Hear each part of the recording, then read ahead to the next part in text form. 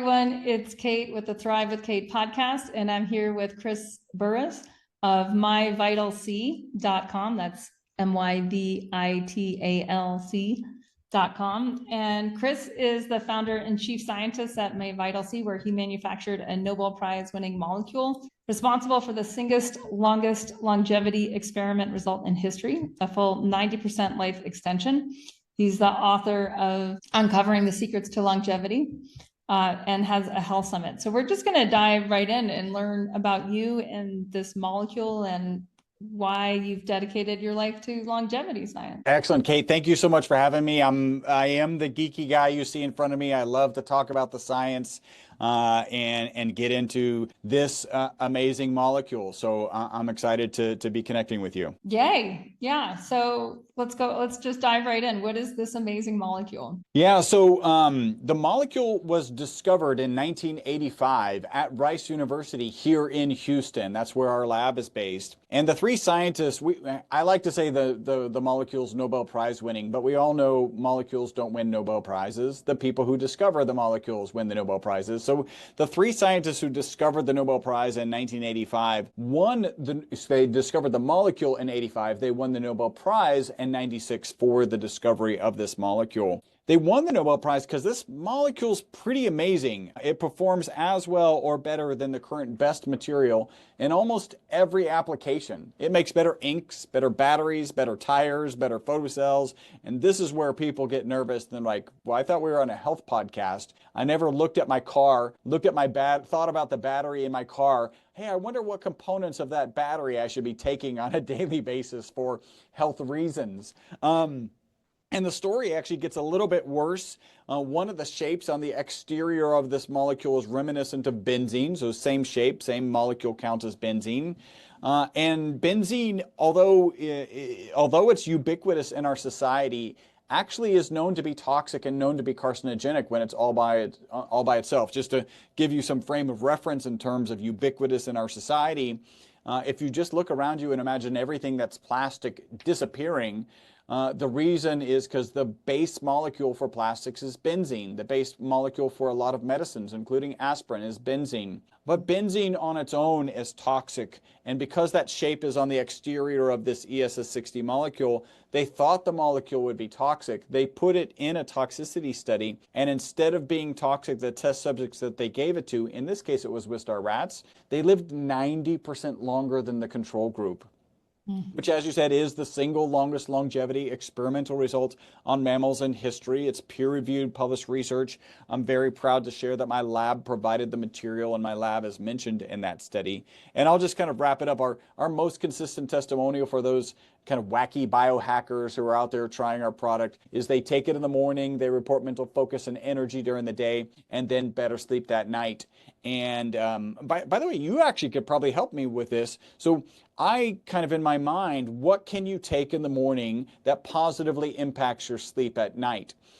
Certainly you can get exercise in the morning. That'll positively impact sleep. You can get exposure to the sun. That'll get your circadian rhythm in line with the rising and falling of the sun. That'll help you sleep. But somebody once mentioned ashwagandha, and I just haven't really played around with ashwagandha, so I don't know. And I think that's a key thing in Ayurvedic medicine, but you could correct me if I'm wrong. Yeah, ashwagandha it's a rejuvenative. It's used as both an adaptogenic and a rejuvenative from India. Yeah, exactly. And do you have a sense that if you take ashwagandha in the morning, it can positively impact sleep at night, or that's not really on your radar? No, it is in both ways. It's used in the morning as actually to give energy during the day, and it's taken at night for sleep. Yeah. Okay. Yeah.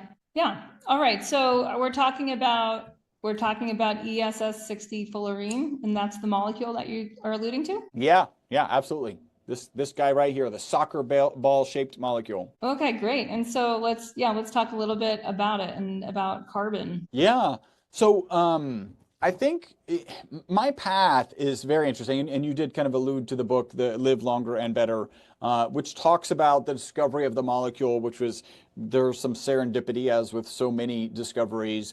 The journey that the molecule went, through that quote unquote toxicity study. that showed it to be extend life by 90%. And then my own journey, which was a little bit bizarre, right? Because I'm at the point that this study comes out. It's out of the University of Paris. And at the point it comes out, my business partner and I were really happy-go-lucky carbon nanomaterial scientists. Like, I know that sounds wacky, but that's what we were. And this study comes out, and we actually started getting phone calls from this crazy, wacky group of people called biohackers. I can say that now affectionately because I am a biohacker now.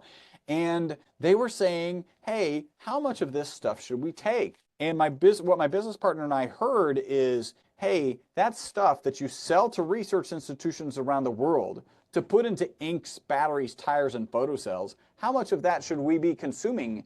And my business partner and I are just conservative carbon nanomaterial scientists. We were like, I think you should consume zero of that because we sell it to put into inks, batteries, tires. We literally added not for human consumption to our labeling in mid-2013. And so you think about, we've been manufacturing since 1991, a full 5 years actually before they won the Nobel Prize, all the way to mid-2013. We don't have to have not for human consumption on our labeling. We finally added it then. And by the way, we didn't have to add it. The literature was very clear. It was safe. But again, we're just conservative carbon nanomaterial scientists. And then funny things would happen. We're getting about 2 to 3 phone calls per week, again, from this wacky group of people called biohackers. And they would say things like, hey, my knee pain is gone. And we would like, wait a minute, you mean the knee pain of your rat, right? Because it literally says not for human consumption on the labeling. And you're familiar with biohackers. They're like, yeah. Hey, if my rat weighs 275 pounds and does HIIT training on Tuesdays and Thursdays, how much should my rat be taking, right? So we kind of know what's going on. My business partner and I are getting together every quarter basically and saying, hey, do we want to get into this industry, this supplement industry? And our answer was kind of a resounding no. We didn't want to be in the space. I think you might share the sentiment that the supplement industry is challenged, right? Like there's challenges. You hear about something new and you're like, oh, I got to go do all the research to find one that I trust, right? Like it's not that easy. And if you compare and contrast it to selling to research institutions around the world, it's just night and day industries. And so every quarter after quarter, we're getting together in our conference room and deciding not to get into the supplement space. I even, in the middle of all this, I found a peer-reviewed published research paper that showed that 50% of the supplements that are on the market don't have in them what they say they have in them. Right, so this is not what what we wanted to get into. Finally, at the end of 2017, a guy with a big YouTube following started talking about all the benefits he was getting taking it on a daily basis. And we're the largest manufacturer and distributor of the molecule on the planet. Our phones started ringing 10 times a day. So now at that quarterly meeting, my business partner and I are like, this is an entrepreneurial opportunity outside of the scope, with a scope bigger than we realized. And we also looked back to that peer-reviewed published research where 50% of the supplements on the market don't have in them what they say they had in them. And we realized that this was going to happen in this space. And we really felt like we have a lab, we provided the material in the original study, we have the expertise. We probably need to get into the industry to help keep people safe. So it was at the latter part of 2017 that we kind of threw our hat in the ring and started bringing this to market. And that's when I really stepped into the role of trying to figure out, is the study a big deal? How might this be working, and documenting the benefits that people are sharing with us. Okay, cool. So do you call it the carbon fullerene or ESS 60? We call it ESS 60, right? So that stands for elemental safe spheres, and there's 60 carbon atoms in that shape of a soccer ball. Okay, got it. And it's named fullerene because of the guy who created the geodesic dome was named Richard Buckminster Fuller. Yeah, Buckminster Fuller. So interesting, backstory there. He brought the geodesic dome to prominence for sure. He was a futurist. He kind of coined the phrase spaceship Earth, right? So Earth is a spaceship flying through space. he didn't invent the dome, but he actually brought it to prominence. And if you're thinking like, what is a geodesic dome? I usually see them like at beach, near like beach towns will have a round house, right? It's good for managing windy weather. And of course, the Epcot Center has the big giant geodesic dome in the front of the Epcot Center. Yeah. Yeah, it's pretty wild. And so why does it work? Like what is going on with carbon in the body that's making it life extending? Yeah. So, and that was my first role. Well, a couple of things. First is 90% extension of life even a big deal? Like you kind of intuitively know it is. You don't hear people talking about dramatically extending life.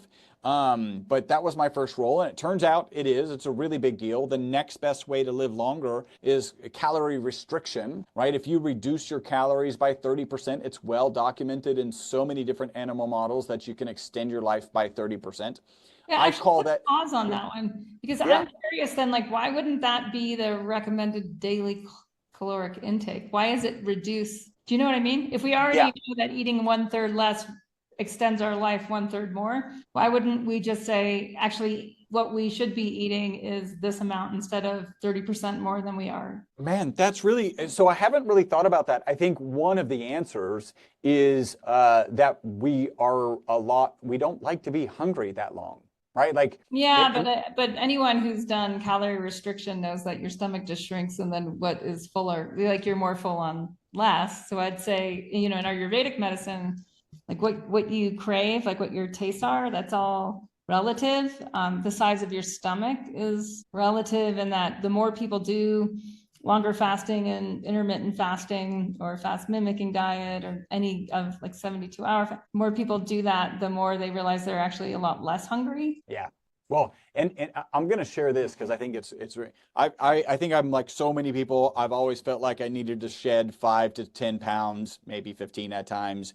And every diet that I ever tried as I was going through life had this pain point, which was hunger, right? Like you're eating the food and, I'm so hungry. When's my next meal? Or what can I eat next? And it's one of the things that I really like about intermittent fasting. So I actually do a 24-hour fast on Mondays, right? And so I'm hungry right now. It's here in Houston, it's 4 o'clock. I haven't eaten my last meal was dinner yesterday. I do have a little bit of milk in my coffee. So I am not 100% fasted, but I'm pretty fasted. Yeah.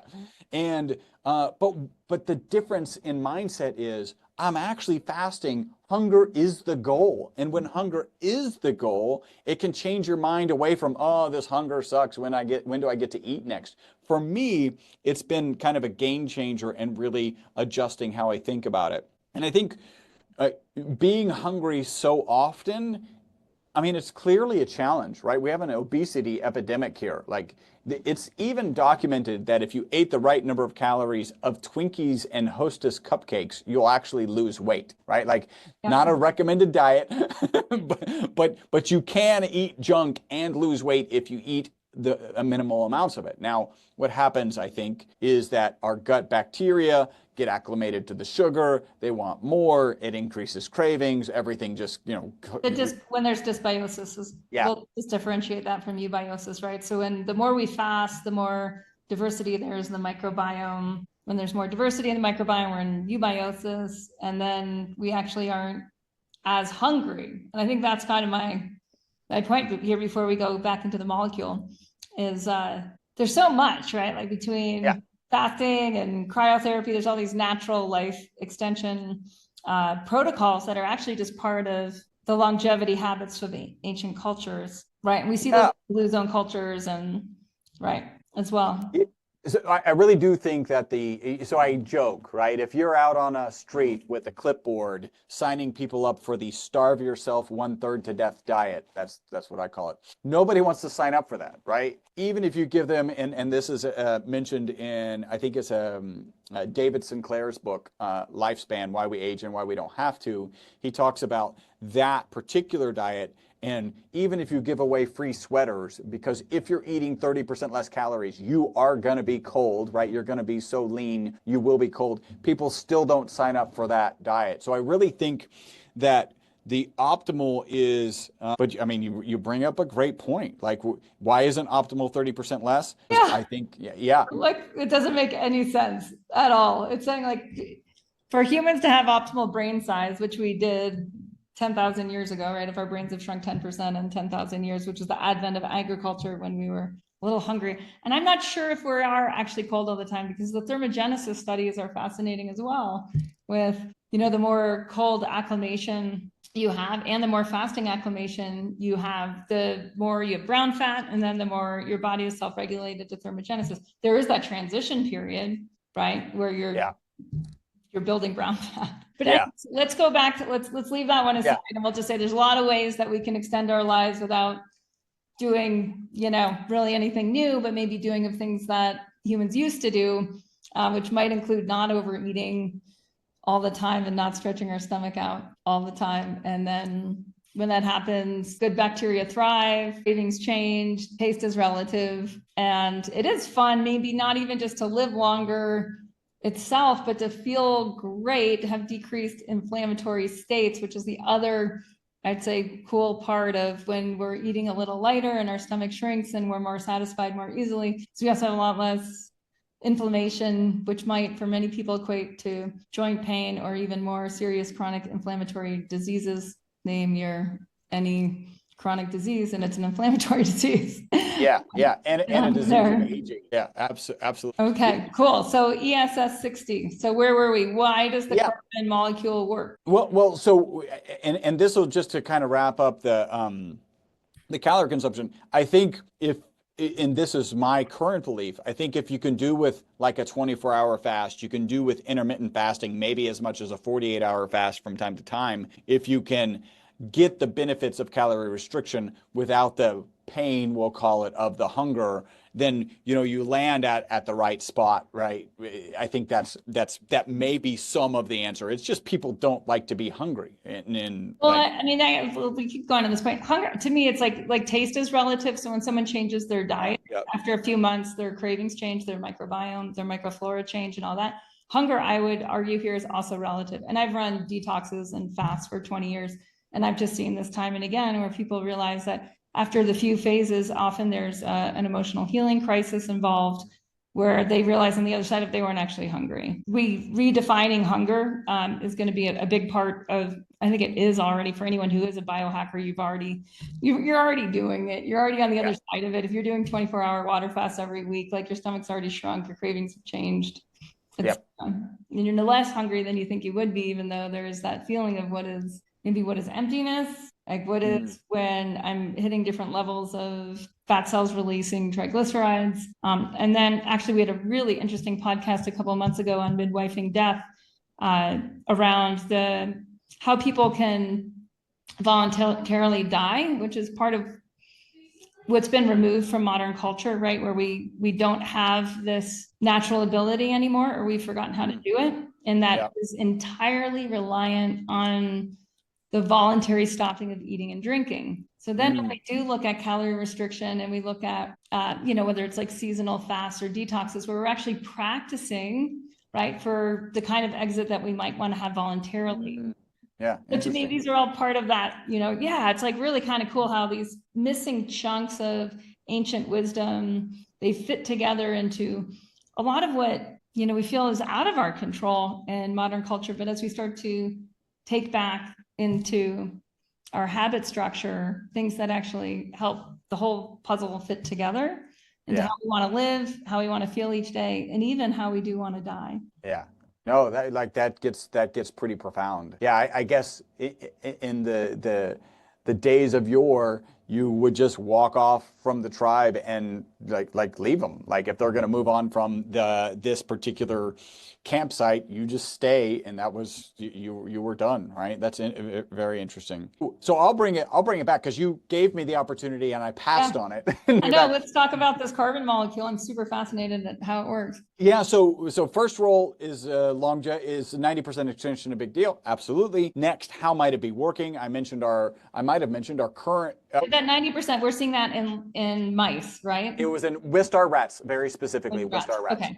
So we haven't seen it in humans yet. Do we have long-term Do we have studies on There, what's I mean, happening? here's the reality: there will never be a lifespan. Like if the average human lives 90% longer, they live to 152. Yeah. Um, that's not the oldest; that's the average. And I really think this is having some other impact. The Wistar rats are prone. Well, I can throw this out. Wistar rats are prone to tumors. So here's an interesting result of the study. A typical Wistar rat lives 32 months and has a known amount of tumor mass in its body. The longer it lives, the more tumor mass it has in its body. Even though the MyVitalC rats lived out to 62 months, none of them had any tumors. Now, I've told this story before, and some people are like, oh, cure for cancer. And I'm like, no. And then I repeat that with no. There is a huge difference between being able to deal with a cancer that is metastasized and being a cancer preventative. We know things as simple as good nutrition, good sleep, good exercise can be cancer preventatives. This just throws the hat of the ESS60 molecule into the arena of being a cancer preventative. So, so that's a pretty profound piece. Our most consistent testimonial, people take it in the morning, they report mental focus and energy during the day, better sleep that night. The next place that I landed was like, well, if you just improve sleep, you can improve your mental, physical, and emotional well-being, right? So this is, but the next question, of course, why are you improving sleep? So we do have a theory for that. But my next approach was, okay, these rats live 90% longer. How does the medical community think about aging? They tend to think, not everyone, but they tend to think about it as an oxidation and an inflammation process. By the way, oxidation and inflammation are interrelated. And we can, I'm in Texas, so we do big old check boxes. We can do a big old check box next to antioxidant and a very careful FDA cleared checkbox next to inflammatory. And I'll talk about that in a second. Mm. There's an ad hoc study on the web that shows the molecule to be 172 times more powerful than vitamin C. There's peer-reviewed published research that shows it to be 125 times more powerful than vitamin C. So again, big old checkbox next to antioxidant. When it comes to inflammation, and you already touched on this a little bit, we have to be careful because the FDA equates conversations about inflammation with the diseases of inflammation, which are the diseases of aging: arthritis, cardiovascular disease, Alzheimer's, cancers. And so if I say, hey, we address chronic inflammation, the FDA hears me claiming that we cure cancer, arthritis, cardiovascular disease, which we are clearly not claiming. In fact, I'm going to throw in the FDA disclaimer. The FDA has not evaluated our product. It is not intended to treat, diagnose, cure, or prevent any disease. So what the FDA will allow us to say is that we address inflammation, at least inflammation related to exercise-induced inflammation, right? So we've all had a tough workout, maybe just walked longer than we normally did, and woke up the next day and felt that inflammation in our bodies. We absolutely address that. I'm really excited because we're in the middle. We have an ad hoc study going on as it relates to HSCRP. HSCRP stands for high sensitivity C-reactive protein. It is an inflammatory marker. It's used to assess somebody's position relative to cardiovascular disease, relative to cancer. We actually had a Dr. Lane Young, who came up to us at the A4M Longevity Fest. So A4M stands for American Academy of Anti-Aging. They had an event this year in Vegas. He said this, I took a video of it, and then this is what he said. He said, Chris, I don't care if you're male, female, pre-surgery, post-surgery, cardiovascular disease, otherwise healthy, for people with elevated HSCRP, and he mentioned he had one client who was at 9, and we'll talk about the severity of that in a second, who was at 9, he wasn't able to move the needle. When they went on MyVitalC for, well, really the ESS60 molecule, 4 to 8 weeks later, brought it down to 0.9. Right? So that's within normal ranges. He also went on to say that as it relates to HRV and sleep, so heart rate variability, a great indicator of really stress and inflammation and health. And then sleep, it improves at 20 to 60% according to his data. So we started an HSCRP study. And then one last point, I had a conversation with an oncologist. He said that if you have an HSCRP of 9, they assume that you have cancer until it's proven otherwise. That's what a severe number that is. And so we're working on that and have plans to take that into a peer-reviewed, placebo-controlled, double-blind study. Gotcha. So how is it, well, I'm just curious about like carbon in general and why does it work? Yeah. Yes. So the last place I landed is this place, the BOSS theory. So it's called buffering oxidative stress system. So we know from peer-reviewed published research that this ESS60 molecule gets into the mitochondria. We also know from way back in the 90s when it was discovered that it can hold up to 6 negatively charged particles on the exterior of this cage. So what that looks like, and we'll quick brief refresher, mitochondria, the powerhouse of every cell. Every cell in your body has between 50 and 5,000 mitochondria. Except for your blood cells, which actually have 0, and your brain and neurons, which have 2 million. That's how much energy our nervous system uses relative to our other systems. Like any other power source that you're used to seeing, there are negative byproducts, right? Your car going down the road has exhaust. A power plant has a smokestack with smoke coming out of it. In the case of mitochondria, you have reactive oxygen species. These are negatively and positively charged particles that if they're left, I describe them like little bumper cars. If they're left to their own devices, they run around smashing into stuff, and what they smash into rusts or oxidative stress or oxidative damage. Internal to the mitochondria, there are 2 antioxidants to manage those reactive oxygen species, and those are glutathione and melatonin. I like to pause here for just a second. Melatonin is the sleep hormone. That is one of our most consistent testimonials, so there's a lot of good parallels here.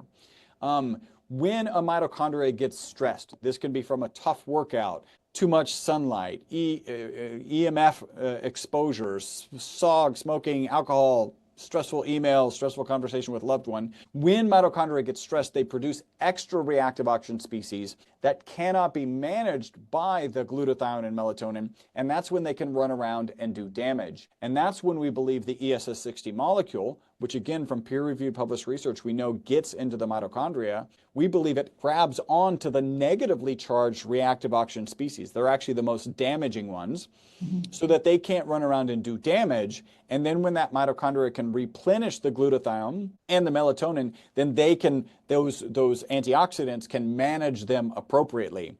And I have a fun analogy for this because I think there's a lot of complexity there and it deserves an analogy. Like all good biological analogies, this one starts with the end of Mardi Gras, because that's where they should start. It's the end of Mardi Gras. You have these drunk reactive oxygen species on Bourbon Street running around, smashing windows, painting stuff, causing all sorts of ruckus. The New Orleans Police Department, the glutathione and melatonin come in, handcuff themselves to these reactive oxygen species and get them off of Bourbon Street. But what do they do when they get overwhelmed? They take those reactive oxygen species and they put them in a paddy wagon, or in this case, attach them to the ESS60 molecule so they can't do any damage. And then when the New Orleans Police Department replenishes the glutathione and melatonin, then they can handcuff themselves to those reactive oxygen species and get them off of Bourbon Street. And that's why we say that the ESS60 molecule is the boss, a buffering oxidative stress system. And so it's not actually converting the reactive oxygen species. Correct. That is our current theory, right?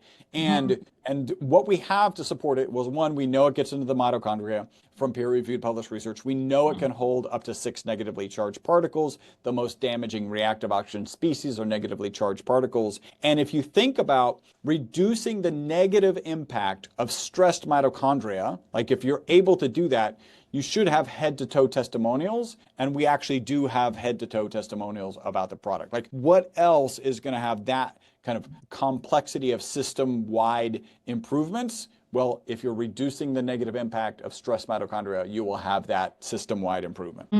Yeah, that's cool. I'm just Googling. I'm just so curious. There's 2 medicines yeah, this is wild. There's 2 medicines in Ayurveda, Shilajit and Guggulu. Have you heard of those? Shilajit, of course. A lot of people think that Shilajit has the ESS60 molecule in it. In general, it does not. I mean, there may be trace elements, trace amounts in some of it, but in general, when it was tested in labs, Shilajit does not have any of the molecule in it. But it is based in carbon, and that's what I was looking 100%. for. It's something to do with, right? It's this organic carbon coming from rocks, and with the fullerene, that's coming from, what is it, diamonds and... Well, so just to share, the molecule is a naturally occurring molecule. So if Mhm. you collect the soot so we've all been exposed to it. If you collect the soot from a candle flame, and you Mhm. usually do that by putting a cold steel plate over a candle, right? Yeah. And you get that really dark, deep, dark soot. That has parts per million or parts per billion of the ESS60 molecule in it.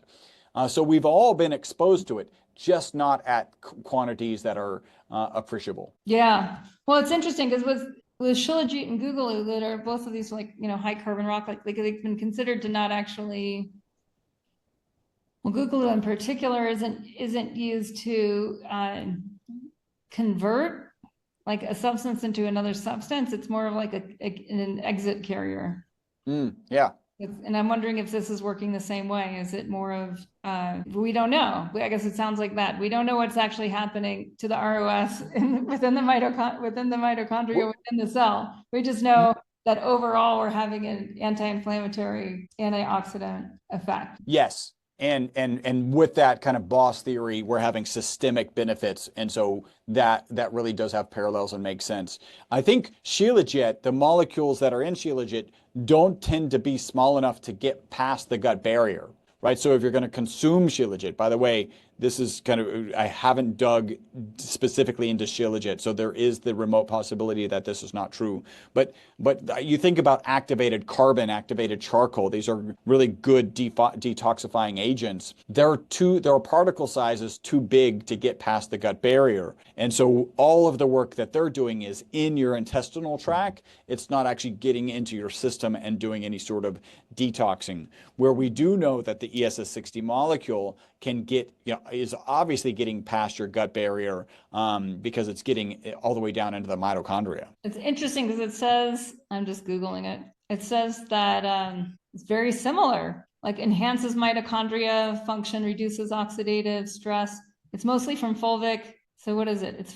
There's Humic and fulvic, yeah. humic and fulvic acid, humic. Yeah. So it's from decomposed plants. That's just fascinating, because it's having a lot of similar properties and I mean, when you said, and it's like, oh, it says carbon. I'm like, oh, carbon, where does that show up?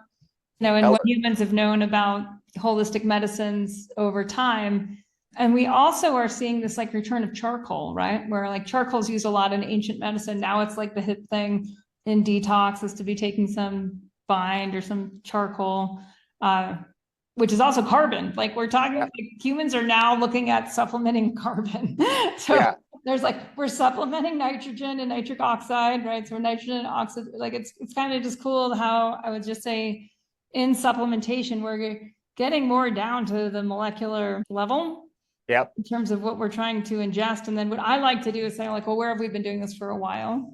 Like where does this show up historically? That we've been supplementing with as close a carbon source as we can for anti-inflammatory and antioxidant benefits. Yeah.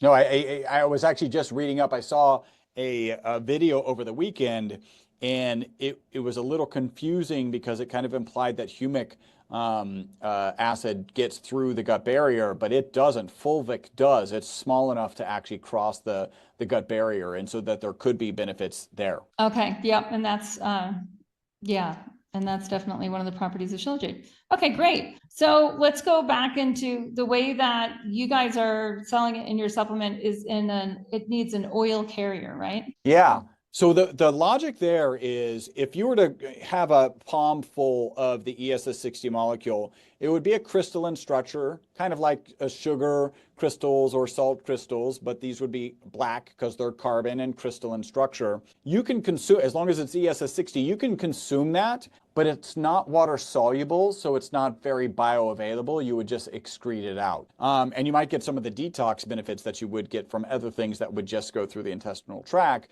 but you're not going to actually get it systemically.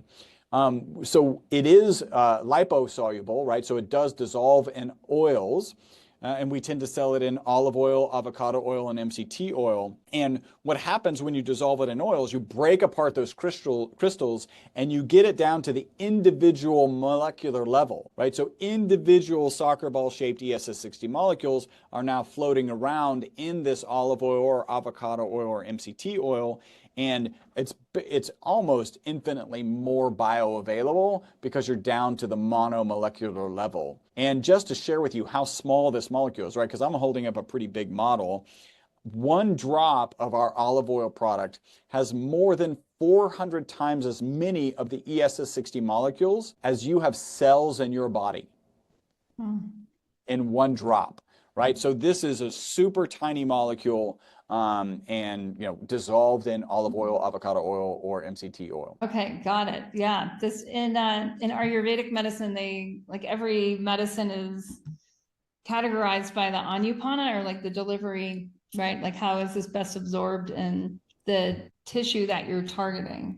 Yeah. Right. And this is something that I think is largely lost by the modern supplement industry, right? Where it's just like, oh, just take this thing and hope that it does that thing. All right. So we're in an oil substance. And then what yeah, in terms of, I'm just curious, like, how do you stabilize the oils? Because oil goes rancid so easily. It must be hard to have. Well, it depends on the oil. So a typical olive oil has a 3-year lifespan, right? You want to keep it in the dark. You want to do, it shouldn't be at elevated temperatures. The same with our product. There is actually some reasons to believe that with the ESS60 molecule, because it's a great antioxidant, it actually preserves the oil even longer, because it can hold on to those oxidative agents that would cause it to go rancid. When we package ours, we actually put 18 months from packaging, which is well under the 3-year kind of time frame. So if you just keep it in, not exposed to light, at room temperature, not elevated temperatures, it'll be fine for right at 3 years. Wow, that's great. That is great. I would think that would be like shelf life. I know is like a really big. Well, when you get into like fish oils and some omega-3s, like that's rapid decline. You got to be so very careful with those. Yeah, yeah. So what have you personally found from using it? So I'll share a couple of things, and I'll share a bunch of anecdotes. Just know the way I like people to think about anecdotes. This is N of one, right? We're all very individual. Just assume this won't happen for you. Go do the research. If you think it's worth trying, we'll give you a link at the end. That's great. But here's some of the stuff that I've noticed. So one of them, I really am the geeky scientist in front of you. I have a spreadsheet of my migraines going back to 2014 because I was trying to figure, I would get 4 or 5 a year. I was trying to figure out like what was causing them, right? Back that was college days, maybe drinking, maybe it was whatever. That was well after college days, but I was thinking back to college days. I was putting together the sheet. And when I started taking this in 2018, it didn't get a single migraine. My migraines are probably about 1 a year in the intensity. So I don't like talking, like I like binary much better. So I have absolutely less migraines. And you couple that with my wife. So my wife went through menopause early and she was experiencing 9 migraines per month, more than 9, because I remember she was given a particular medication that she could only take 9 times a month. They wouldn't allow her to take more than 9. So anything after 9, she would just have to suffer through. With spouses, sometimes it's hard to convince them that you know anything. So I eventually got her to try the product. Her migraines went from 9 plus down to 1 to 2 a month, and have continued at that rate. It also addressed a lot of the symptoms that she was experiencing. So that's that. I'll also share to sleep. I have to kind of embarrassingly admit that I used to take 2 naps before noon on Saturdays and Sundays. And what that would look like is I would wake up. My wife and I have boy-girl twins. So I was the first one up. I would go down, I'd lay on the couch. The kids would literally sit on top of me and they would watch cartoons and I would take my first nap. Somebody pointed out that it was maybe brilliant is a little optimistic, but it was great parenting because if they were going to get up and get into anything, they had to wake me up by getting off of me. So that was nap number one. Oh, that's how they regulate, right? Like, yeah, babies regulate their heartbeats based on their parents' heartbeat from, yeah. Yep. So that was nap number 1, and then we would go downstairs for breakfast, resume the position. I would literally take 2 naps before noon on Saturdays and Sundays. When I started taking this on a regular basis, they were still little. For a while, I would go down and they would sit on top of me. We got the cartoons on, and I wouldn't go to sleep. Like I just wasn't tired. I didn't need the sleep. And so like I've stopped. My business coach shares that for 50 years, he needed an alarm clock to wake up. Once he started taking the product on a regular basis, he wakes up before the alarm clock. And you know, he's a business coach. He's, you know, out late dinners, wines, whatever, and literally doesn't need the alarm clock when he's on the product. About 10 days after he's off the product, which actually is confirmed with the data that this is excreted in about 10 days, he needs the alarm clock again. And then he calls me and says that he needs more product. So are you guys, I mean, when people, you know, look for research on ESS60 as a supplement, are you guys one of the only producers of it right now? Yeah, so there are a lot of people in the space may have heard of carbon 60 or C60, and that's where the kind of research lies. We broke out ESS60 because of this. We actually tested 22 of the products in the C60 space and found them to be woefully low in concentration. So if you go back to that original study where 50% of the supplements that are on the market don't have in them what they say they have in them, that's what we thought was going to happen to the space. That's what happened even faster than we thought it would happen. And so ESS60 is something that we have the trademark on. We think of C60 as industrial applications, and there's peer-reviewed published research that proves if you process it improperly, it's harmful. ESS60 is C60 that's been processed for people and pets. Okay. That's interesting. So you've seen a lot of whatever the C60 come up in the space, but it doesn't work. It's a little frustrating because I'll give you one example. There is a person in the C60 space. You remember, you know those Listerine strips? Like you can put them in your mouth and they melt and like it's Listerine. So they are selling a C60 product that is Listerine strips. And I mentioned that a typical serving is 1 teaspoon. Like 5 mils, 1 teaspoon. You can imagine how many Listerine strips you need to make a full teaspoon. Yeah. So anyone who's trying these Listerine strips is trying C60, having no experience on it, and then probably going and sharing with their friends, oh, I tried that C60 stuff, it didn't work. And so we just want to avoid that. There are actually 3 products on the market that say they have C60 in them that legitimately don't have any C60 in them. And that's why we said we have to carve this out. If I'm going to be educating an audience about something, let's make sure that they're safe, and ESS60 is the way to do that. Yeah. So is the base of it, is it graphite, or in terms of like the labs that are manufacturing? Yeah. So the way you manufacture it is you actually have to take 2 graphite rods. You vaporize those graphite rods in an inert environment. Any oxygen will ruin the reaction at a slight vacuum. So you need a vacuum chamber, no oxygen, and it turns out that graphite is one of the hardest materials on the planet to vaporize. So it takes local temperatures of the, say that again. You're like vaporizing carbon, which is the heaviest element. It's pretty wild. Yeah, it takes local temperatures of the sun. So we have a sight glass. If you don't have welder's goggles, you will burn out your retina. And if you let that light shine on your skin, you will get a sunburn. It is local temperatures of the sun in order to manufacture this molecule. And now, go ahead. One point. So people are like, oh, they're kind of used to the environment of, you know, synthetic hormones versus bioidentical or whatever. Yeah. So this is only 60 atoms. To give you an example, insulin, which we're very familiar with, is thousands of atoms. This is 60 atoms. There is only one way to put 60 carbon atoms together. So whether you make it in our, arc reactor that actually is using local temperatures of the sun, or the soot from a candle, there are tons in space. That's actually kind of the origin of where why this molecule was discovered. No matter how you make it, no matter how it is made, it's the same molecule. Right. That's wild. So why did they start using it in the first place in rats? Like, I'm trying to make the connection there of using it. Well, so way back in the 90s, they actually had some really cool theories about what this molecule might actually do, right?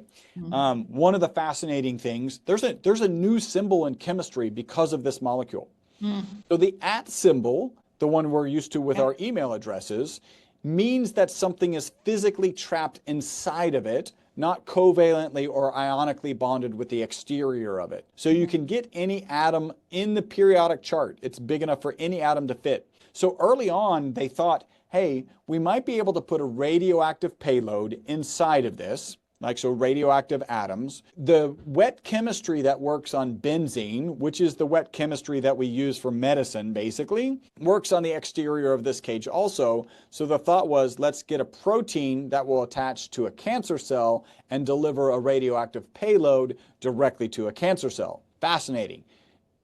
It's in the realm of possibility. It'll probably never happen because these are 60 atoms. It's hard to make what are called endahedral fullerenes. So fullerenes with other atoms stuck inside of them.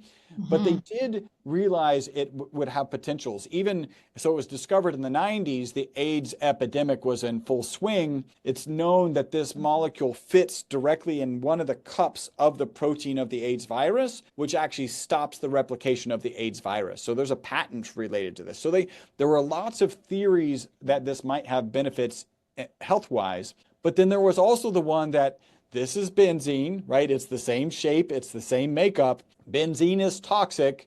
This molecule is probably toxic. Let's find out if it's toxic. And that's when they put it in that toxicity study out of the University of Paris. By the way, I want to give them credit because if there's one thing that's ever true about a toxicity study, if all the water rats, the control rats, are dead, and all the quote unquote toxic rats, the ones given the ESS60 and olive oil, are still alive, we know it's not toxic, right? So that happens when all the water rats are dead, right at about 32 months. And then they continued to do the animal husbandry to keep those rats alive out to month 62. Like, kudos to them. And we're very proud. That study, the first researcher listed on the paper is Bhatti. And so it's often called the Bhatti study. And again, my lab provided the material, were mentioned in it. But the lead researcher was actually a Dr. Fathi Musa, and we published with Dr. Fathi Musa last year, in May of last year. Like, we, again, are that supplement company that's doing research, that's publishing with the originators of this whole environment, and we're really proud that we're able to do that. Yeah, that's amazing. That's really kind of wild. So is your sense that more and more people have heard of these E60 and E60 related supplements as time goes on? I mean, it's like methylene blue. It's like no one's heard of it, and then it seems like everyone's heard of it. Yeah. Nitric Or oxide. CBD.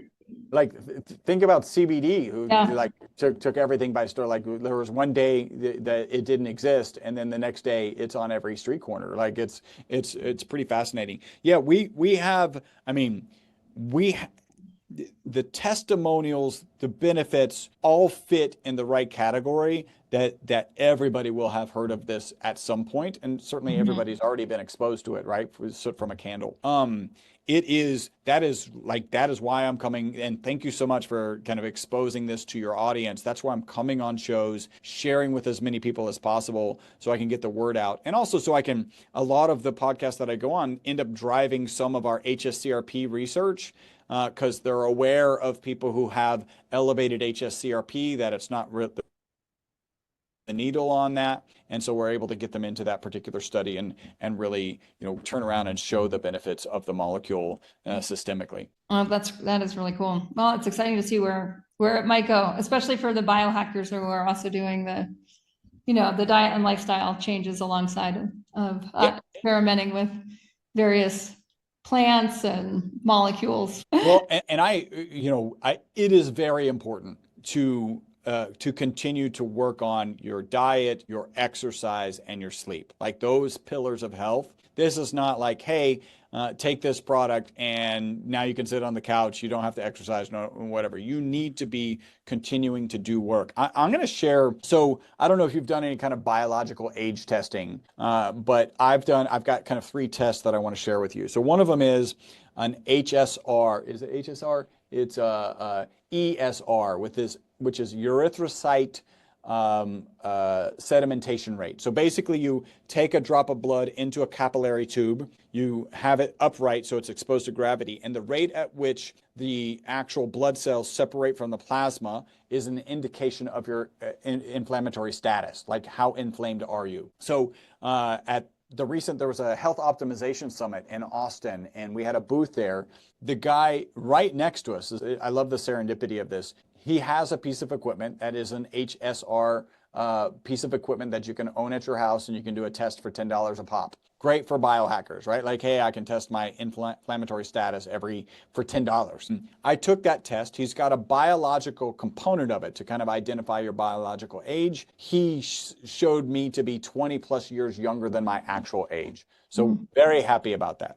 The next test, glycan age. I don't know if you've heard of glycan age. It's looking at glycans, which are a sugar molecule, and how they attached and how that actually tends to move a particular direction associated with inflammation, actually, as you age. I took that test when I was 54. It had me at 21. I don't know if I want to be younger biologically than 21, because can you still drink? I don't know. It's kind of fun.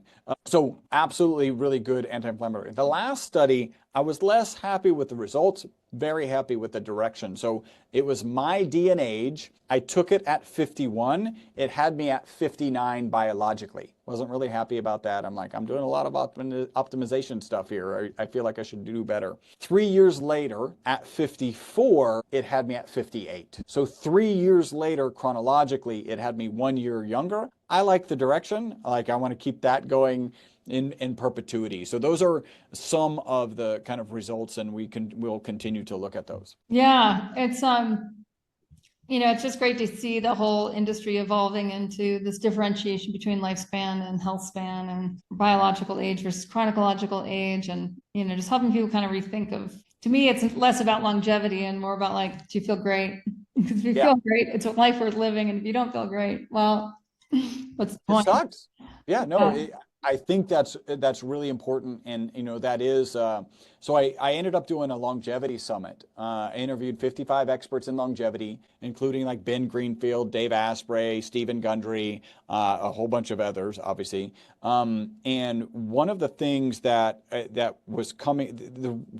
One of the things that came out of that, and I usually have the data, I'm going to approximate it. These aren't exact numbers, but the sentiment you'll understand. I asked every one of the 55 experts, what are 2 to 3 protocols, mindsets about longevity and health span that you would share?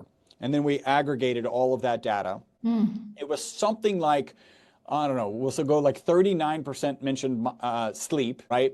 9% mentioned exercise, 59% mentioned nutrition, and then like a little bit more than mentioned sleep, mentioned mindset. And in my mind, I was like, I think they got this wrong. Like, we all know how important sleep is for you, right? How is it so low relative to nutrition and exercise and mindset?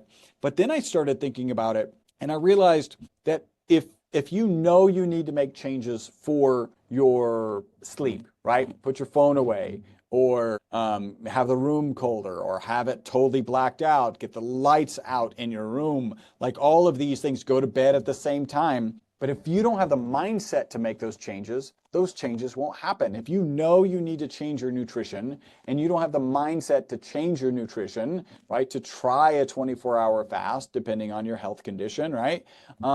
If you don't have that mindset, you won't do it. And same with exercise. So I actually think they did get it wrong. They didn't weigh enough on mindset, because I think that's so very important. Yeah, and I would say actually something that's not mentioned in all of those, which I think would probably be the most important, is who you're hanging out with. That's why at Wellness Pro Academy and Club Thrive, we're completely club based. Like, we don't sell stuff. We basically sell relationship. Yeah. Right? Because who you hang out with will determine your mindset, right? What you're influenced by. What we know about the, like more of like the mammalian brain is that if we're going to make a behavior change, tribe is essential. So it's not just the information that we have, but the people that we're around. Are they doing these things? Are they doing this kind of movement or exercise? Are they doing this type of eating or fasting? Are they doing hard things? So what I think ties really together all of the health span studies is it comes down to diet and lifestyle. It comes down to habits, right? And part of the habits would include supplementation. Like in Ayurvedic medicine,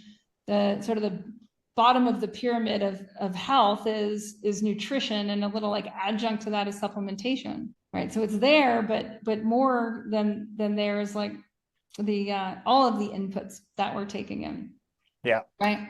And so what we know from, basically 20 years of running clubs is that when someone comes in to a club that's aligned to who they want to become next, is that they're actually through assimilation able to pick up adversity habits. Right. Whereas more, I think, and this is maybe a little bit more true of Westerners, and I would say definitely more true of Americans, where we have more of this rugged individualism that's built into our cultures, it can really work against us in terms of extending health span. Because if what we know is like it's who you're hanging out with and what the people you're hanging out with do and what the people they hang out with do actually impacts what you're able to do, then it can actually be the fastest ticket to the hardest thing, which is diet and lifestyle change, which is these adversity habits, whether it is intermittent fasting or whether it's cryotherapy or whether it's doing hard workouts or doing movements that we might not have done in a while, like primal movement, where it might be like hanging and swinging and crawling and doing some very old movements that humans always used to do before we became sedentary. Those things can be really hard to normalize unless we're with other people that have already normalized those habits. So I'm surprised that didn't come up at the, or maybe it did in another way. There was a little bit of community, right? And I think what you're talking about is the answer to mindset, is unanswer, maybe not the answer, but unanswer to mindset. And I think there's a parallel. Something that I say a lot is success is really boring. Like at the end of the day, it's really boring. If you think about Michael Phelps, the most decorated Olympic gold medalist, right? He swam the same, 200 laps in the same pool at the same temperature at the same time, multiple times a day. He ate the same 15,000 calories because he was burning so many calories, not for weeks, not for months, not for years, but for decades, right? And that, as you describe it, is boring. What you're talking about is how do we, with community, you can make it less boring. You can bring excitement to it. You can bring support to it. And I agree wholeheartedly. That changes it from just this boring thing that I'm doing to this thing that I can share with my tribe, and they can all go, yay, you're doing a great job. And that's where I find the joy and the good feeling that causes me to do it again the next day. Mm-hmm. Yeah. When I wrote Primal Habits, I really actually looked at commune as a habit to raise the consciousness of, again, us rugged individuals who often think that we control our own habits. Whereas like the research really shows it's like, nope, not so much. It's really who you're hanging out with that is controlling your habits. So if we're trying to make changes, and I saw this actually with my daughter, raising her in a household where I've been leading detoxes twice a year with clubs online forever, and before that in person. And just seeing that, like, she naturally went into fast mimicking diet. Like, it was just a natural part because of exposure and because of normalization. And I do see that with all habits, whether it's sleep habits or nutrition habits or movement habits, that we are tribal. The way that our brains are formed is that we're mammals, and mammals like monkey see, monkey do, whether or not we're conscious of it or not. And that can really work against a lot of people, right? Where we're just around people that maybe really aren't in tune with the aspirational way that we want to feel. And then when we look at their habits, it's like, do I actually want to have those habits? And then we can start to look at like, well, actually, who does have the habits that we want? And if we find people with those habits that we want, they naturally will have the mindset of that which to those habits. Yeah. Well, awesome. It's really been fun, Chris, to get to know more about this whole realm of this carbon molecule and ESS 60. So for reference, you guys, Chris's website is MyVitalC. Oh, I actually have a link for your audience. If maybe they want to go check it out, so the link is myvitalc.com/thrive with Kate, right? Of course. When you land there is a $15 off coupon code. So you can go there if you're interested in trying it. I'll give you a little bit of advice. We sell it in olive oil, avocado oil, and MCT oil. If you were to ask me which one would I recommend the olive oil for 2 reasons. The first reason is we're a science-based organization, and almost all of the research is on the ESS60 molecule in olive oil. So that's the first reason. The next is you actually get the higher concentration of ESS60 molecule in olive oil versus avocado and MCT oil. You get about 0.8 milligrams per milliliter in olive oil, 0.6 in avocado oil, and then 0.3 in MCT. The next is we have a 25% discount for going on subscription. Even if you just want to try the product once, feel free to go on subscription. You can cancel at any time. My customer service team has 1,000 5-star reviews. They're not trained to talk you out of canceling your subscription. Please take advantage of that discount. Most people stay on. And then one last thing, a charity piece that I love about my book, Live Longer and Better. It is available on Amazon for $20. If you go to our website, I have a special charity piece. It's not on that landing page, but still go to myvitalc.com/thrive with Kate. Pick up that coupon code, go to the menu structure, find the book. It's also $20 on our website. For $10 extra, I'll sign it for you. I'll autograph it for you. And that full $10 goes to Operation Underground Railroad. You may remember a movie, The Sound of Freedom, which is a great movie about a horrible subject, which is child sex trafficking, something we should get off of our planet as soon as possible. Operation Underground Railroad is doing a great job addressing that, and 100% of the signature fee goes to that charity. Yay. Awesome. That sounds great. And just if anyone's trying to use it, we should probably clarify my name, Kate, is spelled with a C. Yeah. Okay. Yeah. C-A-T-E, right? Yep. There you go. All right. Thanks so much, Chris. Really, it's been a pleasure. Thank you so much, Kate.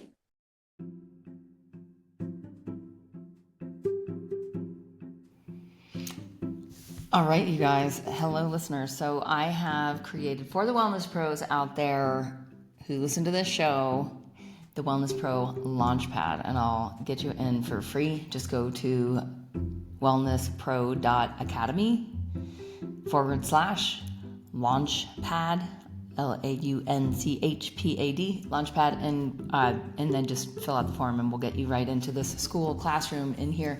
And in the Launchpad, it's really cool. Like, you get to see yourself as the hero in the path of the Wellness Pro, and then your client's transformation and A to B, and your vibe and your brand, your investment story, and design the journey for your clients, patients, or students, and then how to price from results. So these lessons are super short. They're each about 10 minutes, and you'll have a reframe on how to launch and scale the next phase of your wellness career. So wellnesspro.academy/launchpad, and then and on the inside, if you really want to launch, you can, like, your next phase of growth as a wellness pro, then you can talk to me. See you soon.